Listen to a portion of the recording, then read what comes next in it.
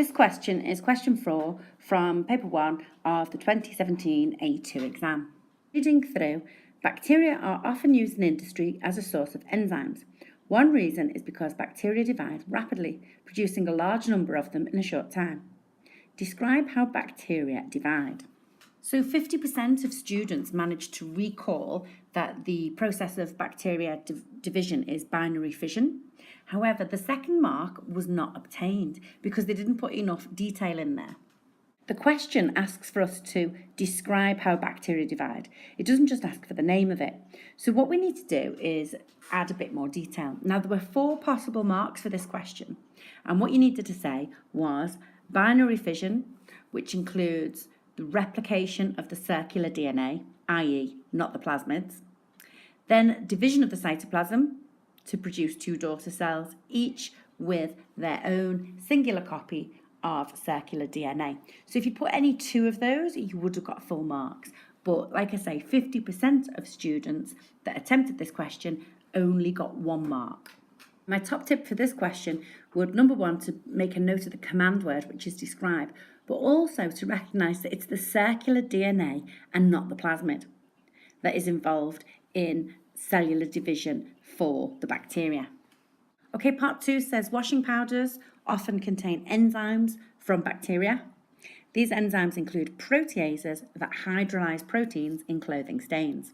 Figure 1 shows the effect of temperature on a protease that could be used in a washing powder. So the question asks us to explain the shape of the curves at 50 degrees C and 60 degrees C.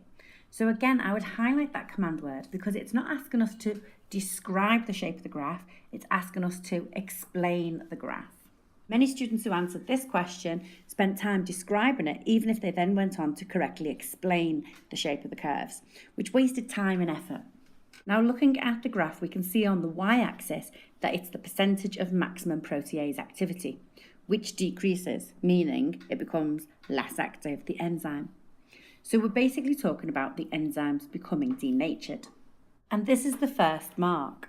The second thing that we can note about the curve for 60 degrees and 50 degrees is that they are very different. Curve for 60 degrees goes pretty much straight down, whereas the decrease in maximum protease activity for 50 degrees is much slower.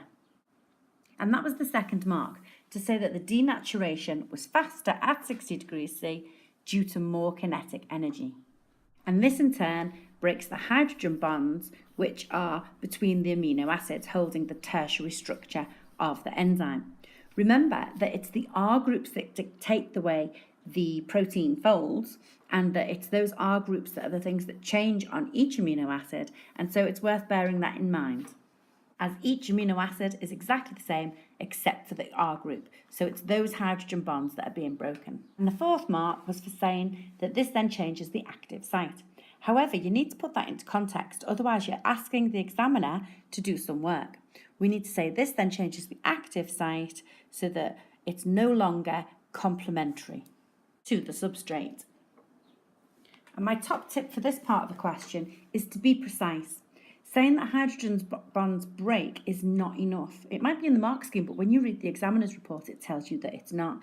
You need to say hydrogen bonds between amino acids break. Next part of the question, some proteases are secreted as extracellular enzymes by bacteria.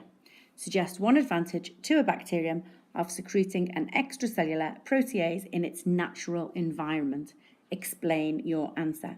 So we've got a 2-mark question that's asking us to suggest an advantage and explain it. Let's underline those key command words. So for this question, most students managed to suggest that the advantage was to digest protein. However, for the second mark, most students were unable to explain how that would be beneficial for the bacteria. So what they needed to say was to digest protein, yes, easy, but so that they can absorb the amino acids for either growth or reproduction. So my top tip for this question would be, make sure you read the stem of the question to know to explain why digestion of protein would be an advantage. So the next question asks, mammals have some cells that produce extracellular proteases. They also have cells with membrane-bound dipeptidases. Describe the action of these membrane-bound dipeptidases and explain their importance. So the question is basically asking, why do we need proteases and why do we need dipeptidases? We also have two command words, describe and explain. So we are going to do the first command word. We're going to say that they hydrolyze peptide bonds to release amino acids. We're using the word hydrolyze because that's an A-level word, as opposed to saying they break down peptide bonds, which is a GCSE description. And we're also careful to include the product of the reaction, which is the amino acids. When we explain the importance of it, there are three different options we could write. We could say, so that amino acids can cross the cell membrane. We can also say, as dipeptides cannot cross the cell membrane. And we can also say, to ensure nearly maximum yield from protein breakdown. I prefer option B, as peptides can't cross the cell membrane, because it helps us to remember why we use a mix of proteases to digest proteins. So remember, it's a really efficient way to have your enzymes organised, where you end up with your endopeptidases, your ectopeptidases and your dipeptidases in that order. I hope this video has been of use to you. Please do leave me a comment.